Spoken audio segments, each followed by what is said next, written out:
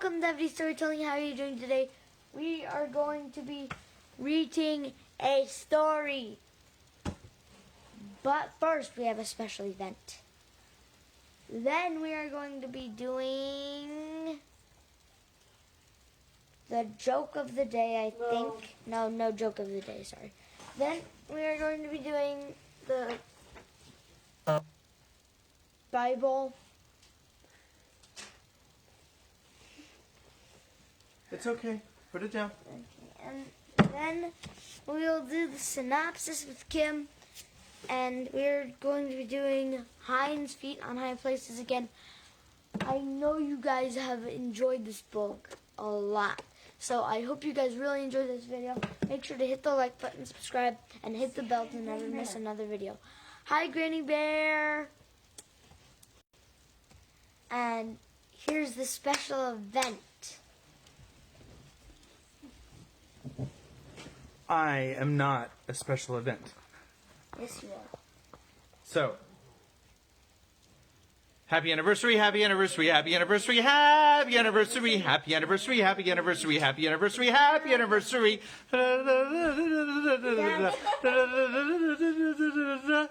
Happy anniversary, happy anniversary, happy anniversary, happy anniversary. Granny Bear and Pop Pop. That was because Granny Bear and Pop Up are like 10 years anniversary now or something. 22. 20. How I think it's a higher number than what I'm able to count. Actually, Yeah, It's in the 40s. You can only count to 2. somewhere in the millions, maybe. I think Okay, I silly think number 1 and silly number it's 2. 22. 22 years. No. 43.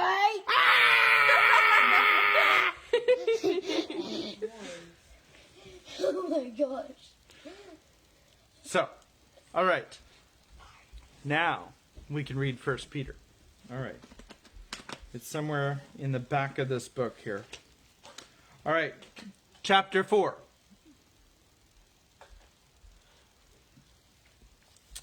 This is the English Standard Version of the Bible. 1 Peter chapter 4. Since therefore Christ suffered in the flesh, arm yourselves with the same way of thinking. For whoever has suffered in the flesh has ceased from sin, so as to live for the rest of the time in the flesh, no longer for human passions, but for the will of God. For the time that is past suffices for doing what the Gentiles want to do, living in sensuality, passions, drunkenness, orgies, drinking, parties, and lawless idolatry. With respect to this, they are surprised when you do not join them in the same flood of debauchery, and they malign you, but they will give account to him who is ready to judge the living and the dead. For this is why the gospel was preached even to those who are dead, that though judged in the flesh the way people are, they might live in the spirit the way God does. The end of all things is at hand, therefore be self-controlled and sober-minded for the sake of your prayers. Above all, keep loving one another earnestly, since love covers a multitude of sins. Show hospitality to one another without grumbling.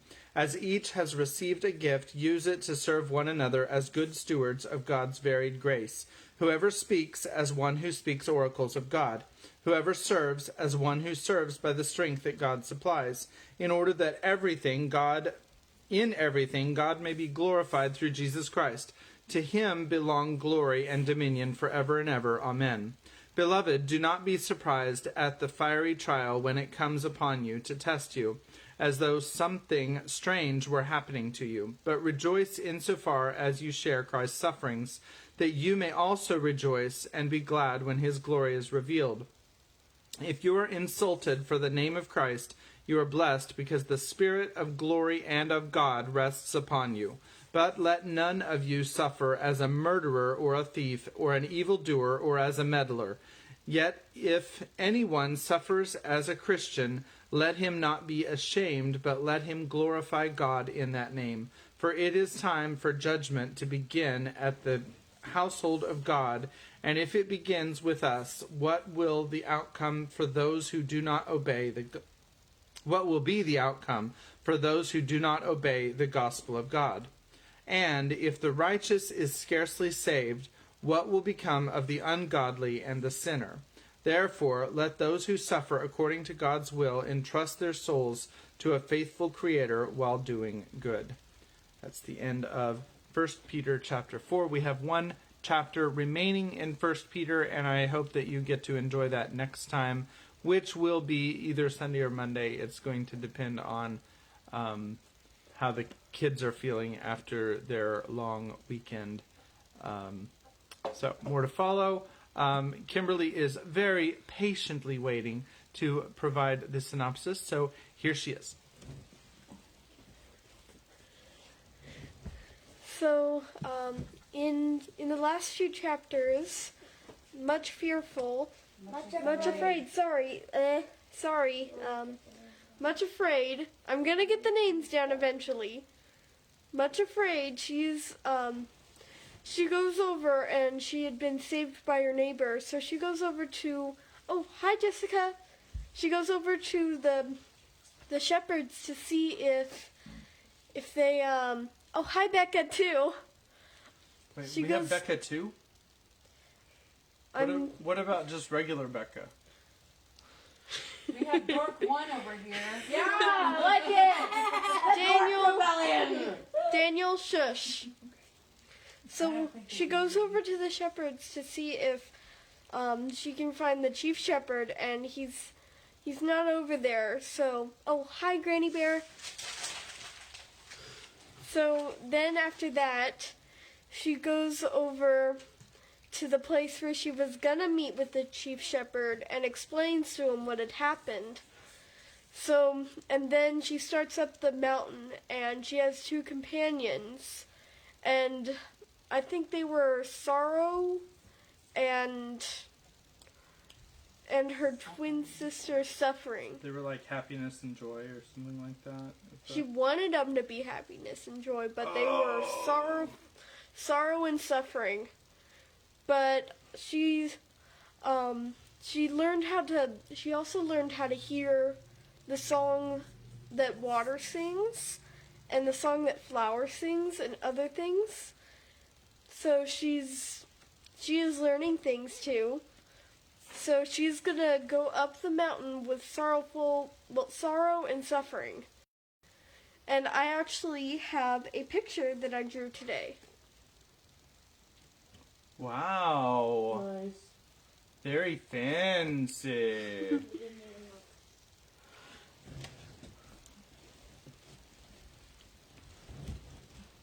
Hi. So I see not Rebecca. I see that she was there. She's still here. Okay. So now we are on chapter 5. Encounter with pride. I know this is going to go well because pride is like your friend. No. Okay, so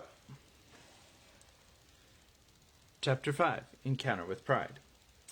From the very beginning, the way up the mountains proved to be steeper than anything Much Afraid had supposed herself capable of tackling, and it was not very long before she was forced to seek the help of her companions. Each time she shrinkingly took hold of the hand of either Sorrow or Suffering, a pang went through her, but once their hands were grasped, she found they had amazing strength, and seemed able to pull and even lift her upward and over places which she would have considered utterly impossible to reach. Indeed, without their aid, they would have been impossible, even for a strong and sure-footed person. It was not very long, too, before she began to realize how much she needed their help in another way, for it was not only the steepness of the cliff and her own lameness and weakness which made the journey difficult. To her surprise and distress, she found there were enemies to meet on the way who would certainly have succeeded in making her turn back had she been alone. To explain this, we must now go back to the Valley of Humiliation and see what was happening there. Great was the wrath and consternation of the whole Fearing clan when it was discovered that Much Afraid had made her escape from the valley and had actually gone off to the mountains in the company of the shepherd they so much hated.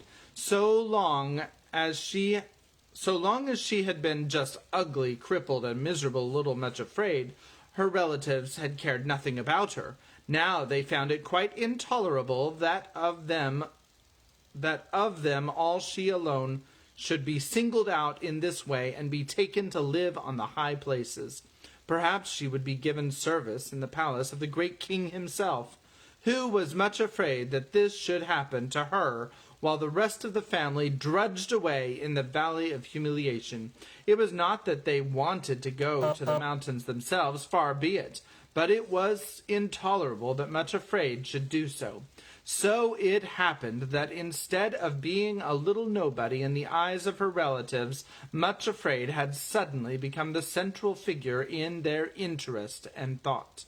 Not only was her own immediate circle of fearing relatives concerned about the matter, but all of her more distant connections as well. Indeed, the whole population of the valley, apart from the king's own servants, were angered by her departure and determined that by some means she must be brought back and the hated shepherd be robbed of his success in filching her from them. A great consultation went on between all the more influential relatives, and ways and means discussed by which she could be captured most effectively and be brought back to the valley as a permanent slave. Finally, it was agreed that someone must be sent after her as quickly as possible in order to force her to return. But they could not conceal from themselves that force might prove impossible, as apparently she had put herself under the protection of the great shepherd. Some means, then, would have to be found to beguile her into leaving him of her own free will. How could this be accomplished? In the end, it was unanimously decided to send a distant connection of the family named Pride. The choice fell on him for several reasons. First, he was not only very strong and powerful, but was also a handsome young man, and, when he chose, could be extremely attractive.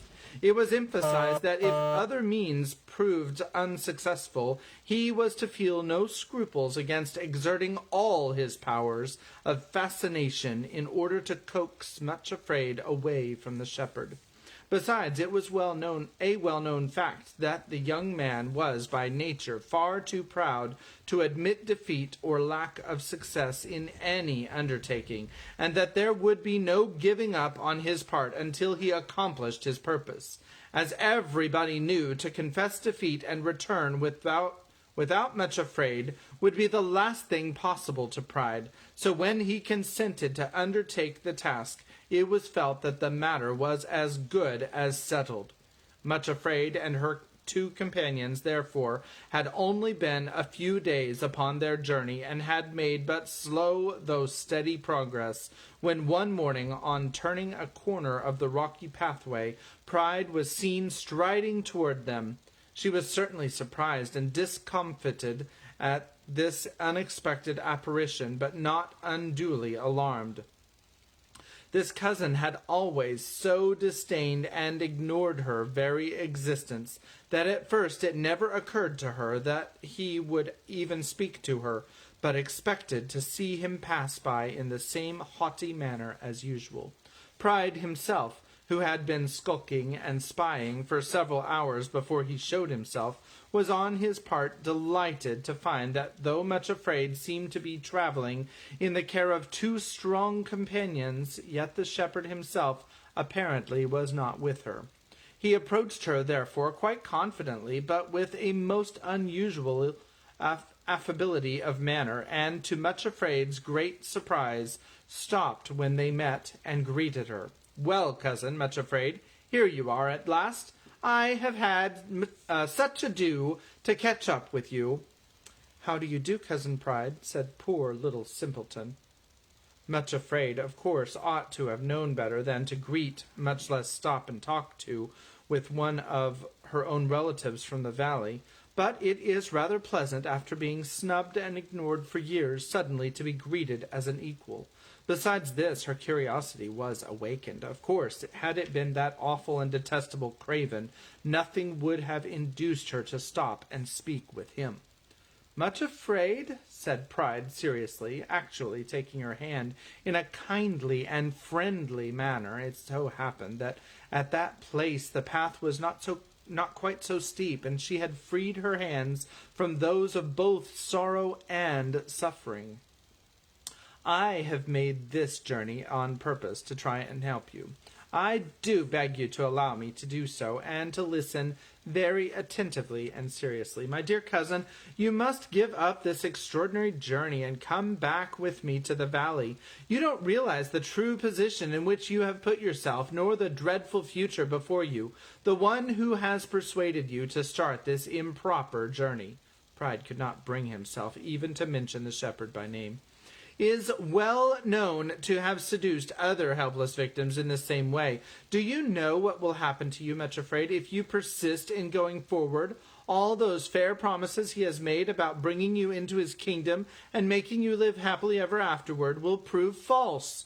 When he gets you up to the wild, desolate part of the mountains, he will abandon you altogether, and you will be put to lasting shame." Poor Much Afraid tried to pull her hand away, for now she began to understand the meaning of his presence there and his bitter hatred of the shepherd. But as she struggled to free her hand, he only grasped it tighter. She had to learn that once Pride is listened to, struggle as one may, it is the hardest thing in the world to throw him off. She hated the things that he said, but with her hand grasped in his, they had the power to sound horribly plausible and true. Did she not often find herself in her heart of hearts thrusting back the same idea and possibility which Pride was suggesting to her? Even if the shepherd did not abandon her, and that she could not believe, might it not be that he who did allow sorrow and suffering to be her companions would also allow her, for her soul's good, of course, to be put to shame before all of her relatives and connections? Was she not almost certainly exposing herself to ridicule? Who could know what the shepherd might allow her to go through for her ultimate good, perhaps, but quite unbearable to contemplate? It is a terrible thing to let Pride take one by the hand, Much Afraid suddenly discovered. His suggestions are so frightfully strong, and through the contact of touch, he can press them home with almost irresistible force. "Come back, Much Afraid," he urged vehemently. "Give it up before it's too late. In your heart of hearts you know that what I am saying is true, and that you will be put to shame before everybody. Give it up while there's still time. It is a merely fictitious promise of living on the high places worth the cost you are asked to pay for it? What is it that you seek there in that mythological kingdom above?" Entirely against her will, and simply because he seemed to have her at his mercy, Much Afraid let the words be dragged out of her.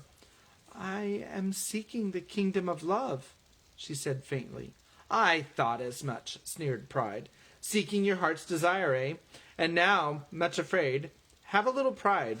Ask yourself honestly, are you not so ugly and deformed that nobody even in the valley really loves you? That is the brutal truth. Then how much less will you be welcome in the kingdom of love, where they say nothing but unblemished beauty and perfection is admitted? Can you really expect to find what you are seeking? No. I tell you again that you feel this yourself, and you know it. Then be honest and at least give it up. Turn back with me before it's too late." Poor Much Afraid. The urge to turn back seemed almost irresistible. But at that moment, when she stood, held in the clutch of Pride, feeling as though every word he spoke was the hideous truth, she had an inner vision of the face of the shepherd. She remembered the look with which he had promised her, "I pledge myself to bring you there, and that you shall not be put to shame." Then it was as though she heard him again, repeating softly, as though looking at some radiant vision in the distance, "Behold, thou art fair, my love. Thou hast dove's eyes. Thou art all fair, my love. There is no spot in thee." Before Pride could realize what was happening, Much Afraid uttered a desperate cry for help, and was calling up the mountain, "Come to me, shepherd, come quickly. Make no tarrying, oh my lord." There was a sound of loose rattling stones and of a prodigious leap, and the next moment the shepherd was on the path beside them, his face terrible to look at, his shepherd's staff raised high above his head. Only one blow fell, and then Pride dropped the hand he had been grasping so tightly, and made off down the path and round the corner, slipping and stumbling on the stones as he went, and was out of sight in a moment. "Much Afraid," said the shepherd, in a tone of gentle but firm rebuke, "why did you let Pride come up to you and take your hand? If you had been holding the hands of your two helpers, this could never have happened." For the first time, Much Afraid, of her own free will, held out both hands to her two companions, and they grasped her strongly. But never before had their hold upon her been so full of pain, so bitter, and so sorrow.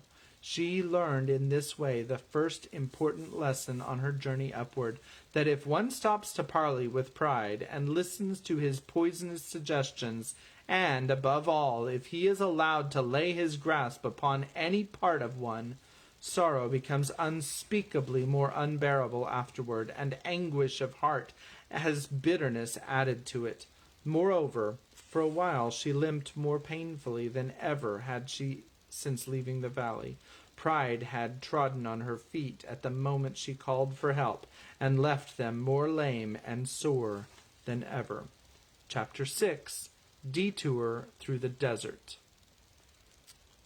After meeting Pride, Much Afraid and her companions went on their way, but she was obliged to hobble painfully and could go but slowly. However, she accepted the assistance of her two guides with far greater willingness than before, and gradually the effects of the encounter wore off, and she was able to make better progress.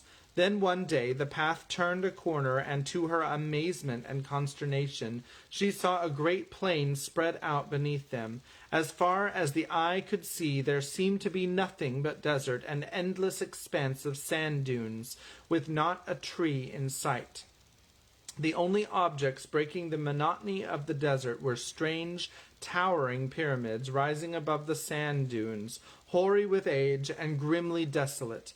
To the horror of Much Afraid and her two guides prepared to take the steep path downward, she stopped dead and said to them, "We mustn't go down there.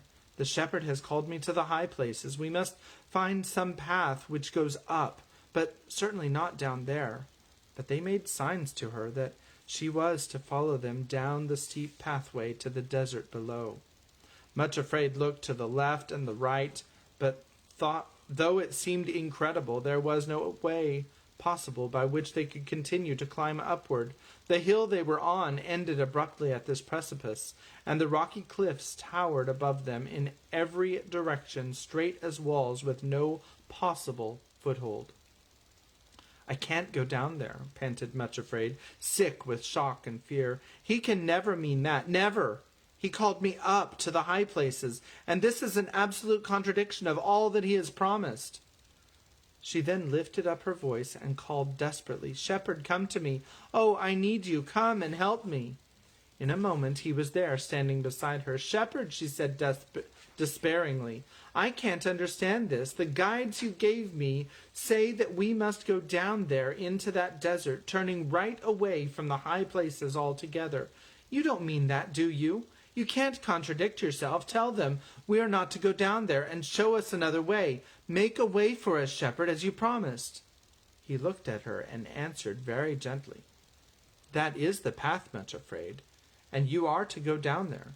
"Oh, no," she cried. "You can't mean it. You said if I would trust you, you would bring me to the high places, and that path leads right away from them. It contradicts all that you promised." "No," said the shepherd. "It is not a contradiction, only a postponement for the best to become possible." Much Afraid felt as though he had stabbed her to the heart. "You mean," she said incredulously, "you really mean that I am to follow that path down and down into the wilderness, and then over that desert away from the mountains indefinitely? Why?" And there was a sob of anguish in her voice. "It may be months, even years, before that path leads back to the mountains again. Oh, shepherd, do you mean it? Is indefinite postponement?" He bowed his head silently, and Much Afraid sank on her knees at his feet, almost overwhelmed. He was leading her away from her heart's desire altogether, and gave no promise at all as to when he would bring her back. As she looked out over what seemed an endless desert, the only path she could see led farther and farther away from the high places, and it was all desert. Then he answered very quietly.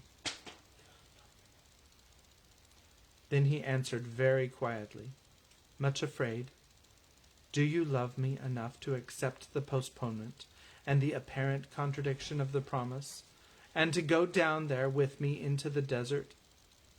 She was still crouching at his feet, sobbing as if her heart would break. But now she looked up through her tears, caught his hand in hers, and said, trembling, "I do love you. You know that I love you. Oh, forgive me, because I can't help my tears. I will go down with you into the wilderness right away from the promise, if you really wish it. Even if you cannot tell me why it has to be, I will go with you, for you know that I do love you, and you have the right to choose for me anything that you please." It was very early morning, and high above them, hanging in the sky over the silent expanse of desert, was a young crescent moon, and the morning star shining like a brilliant jewel close beside it. There, Much Afraid, built her first altar on the mountains, a little pile of broken rocks, and then, with the shepherd standing close beside her, she laid down on the altar her trembling, rebelling will.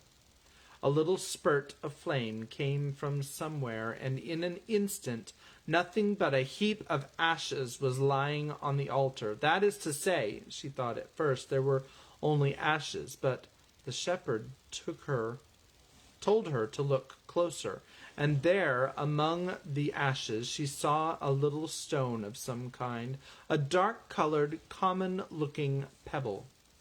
"Pick it up and take it with you," said the shepherd gently, "as a memorial of this altar which you built, and all that it stands for."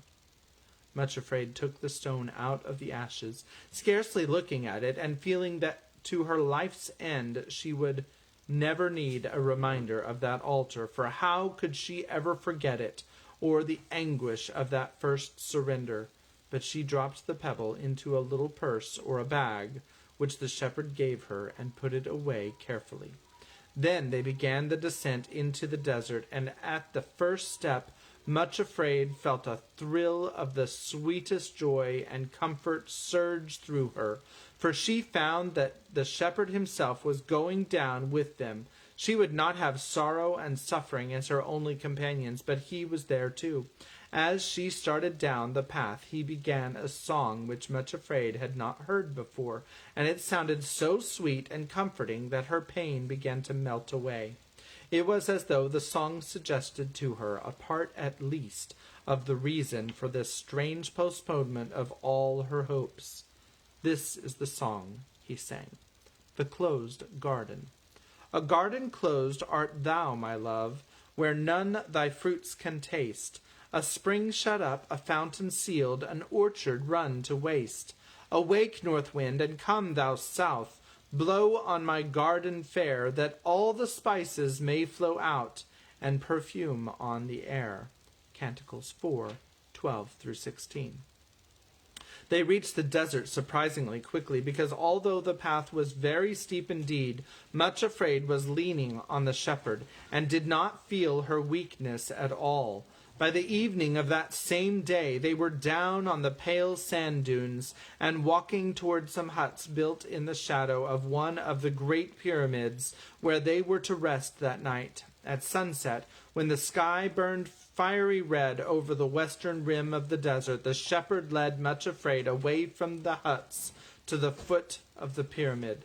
Much afraid, he said, all of my servants on the way to the high places have had to make this detour through the desert. It is called the furnace of Egypt, and a horror of great darkness. Genesis 15:12 and 17. Here they have learned many things which otherwise they would have known nothing about. Abraham was the first of my servants to come this way, and this pyramid was hoary with age when he first looked upon it. Then came Joseph with tears and anguish of heart, and looked upon it too, and learned the lesson of the furnace of fire.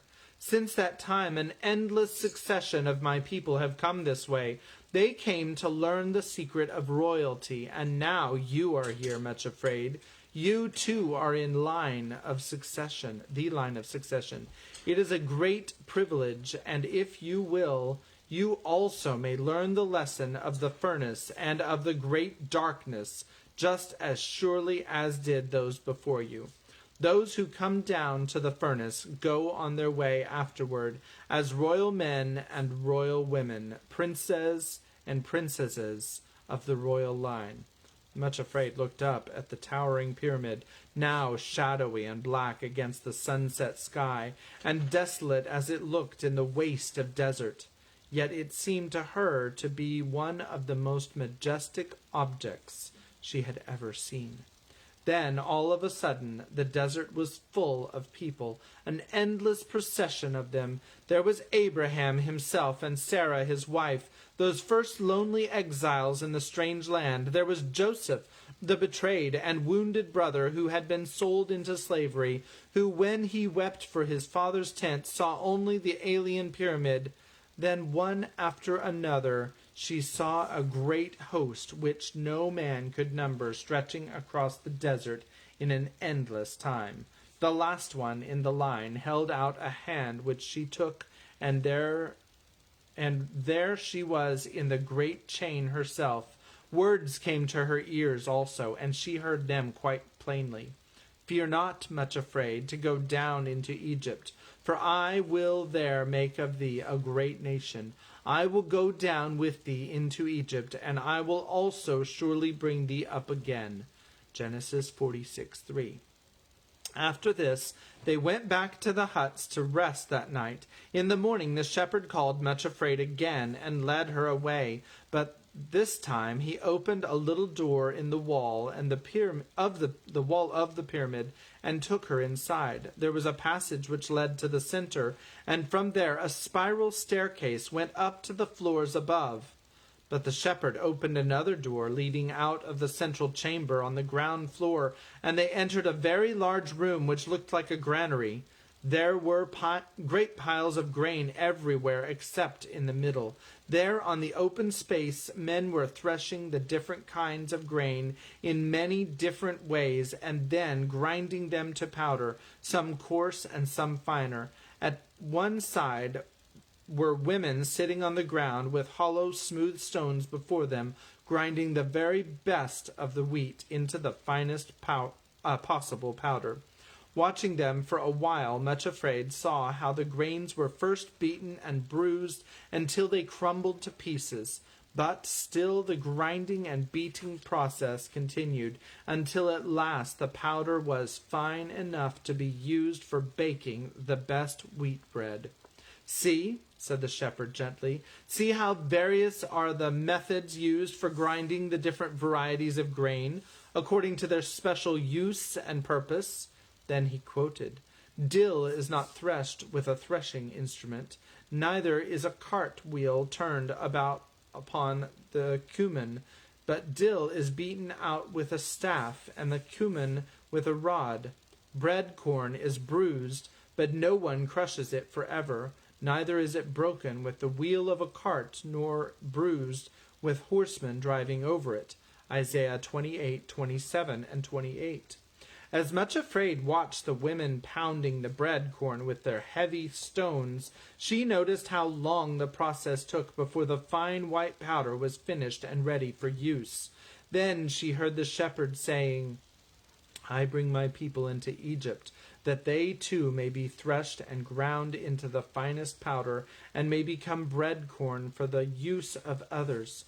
But remember, though bread corn is bruised, no one threshes it forever, only until the bruised and broken grain is ready for its highest use.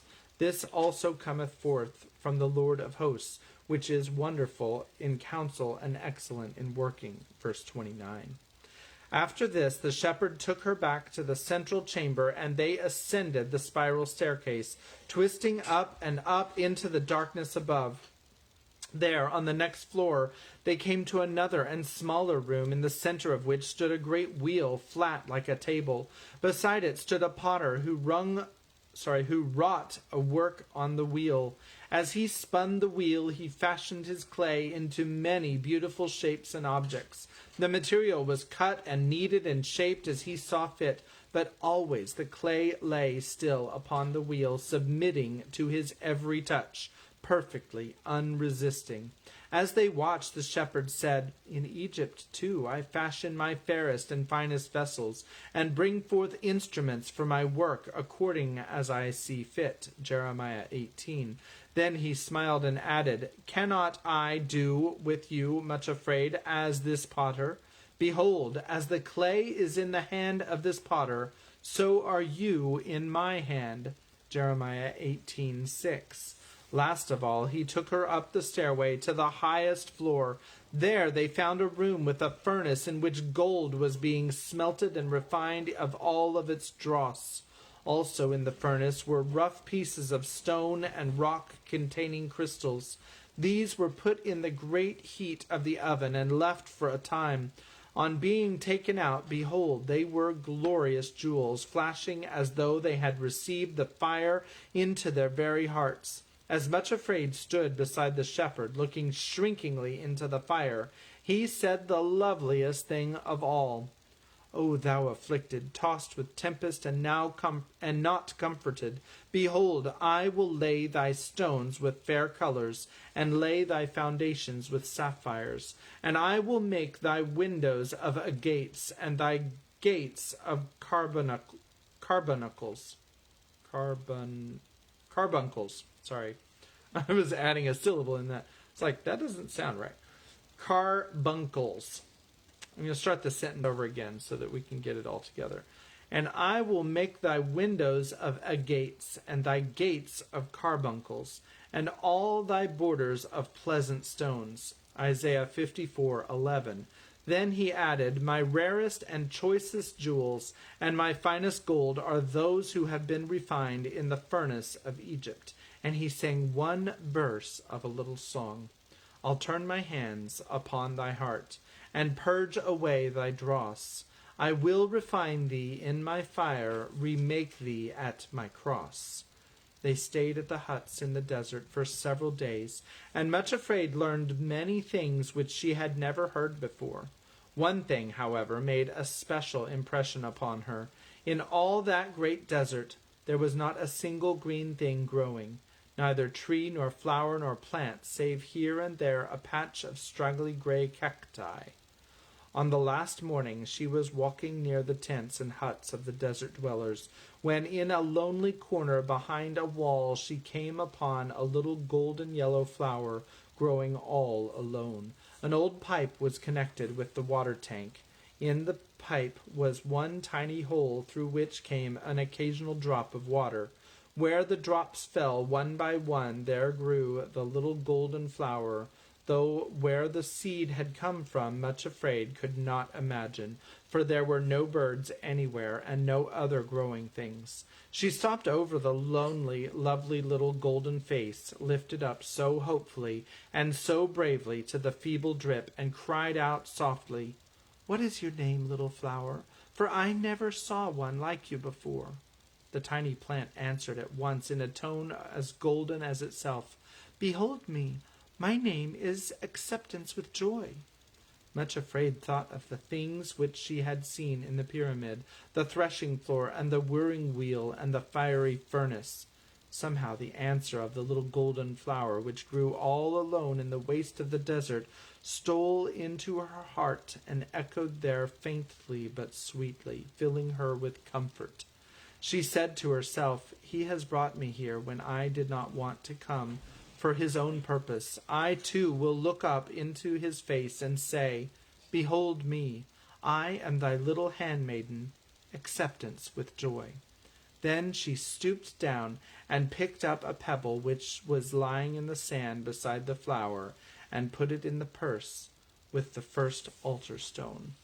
And chapter 7 is called On the Shores of Loneliness. And at this time the first word is after, and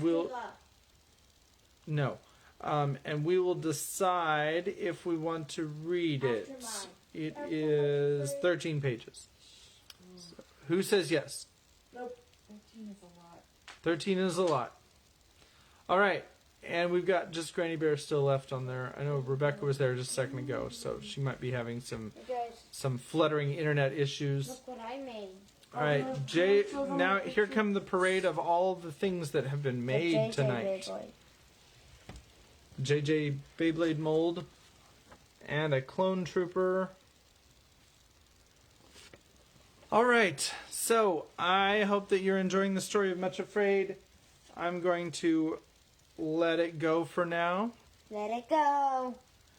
Let it go. No, that wasn't what I was thinking. But God bless you. Have a good night. Happy anniversary.